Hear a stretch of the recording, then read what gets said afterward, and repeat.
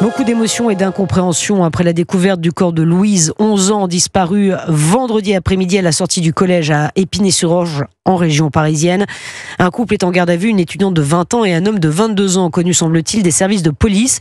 Une autopsie est en cours pour déterminer les causes de son décès. On va évidemment revenir sur l'enquête dans un instant avec Guillaume Dominguez, mais d'abord, nous allons aller sur place. Une messe en hommage à Louise s'est tenue en fin d'après-midi à Épinay-sur-Orge. Caroline Baudry, vous êtes en ce moment même près de son collège pour Europe 1, où de nombreuses personnes se sont déplacées pour lui rendre hommage.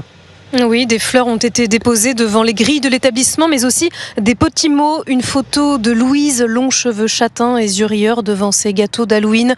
Arwen, une élève de 4e, pose un dessin et vacille.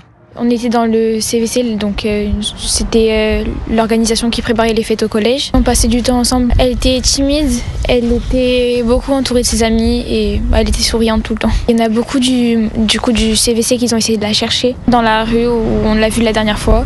Ça menait à rien. Elle était jeune, elle n'aurait pas dû mourir si jeune, quoi.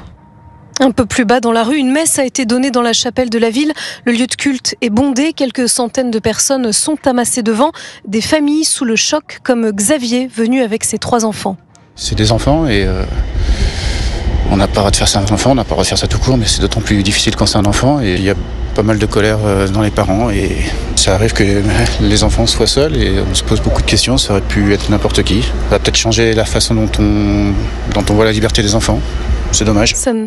Ça n'arrive pas qu'aux autres, lâchent des parents, la voix étranglée. Beaucoup sèchent leurs larmes dans un silence de plomb. Ici, tout le monde se connaît, disent-ils, tout le monde est effondré. Merci Caroline Baudry pour Europe 1.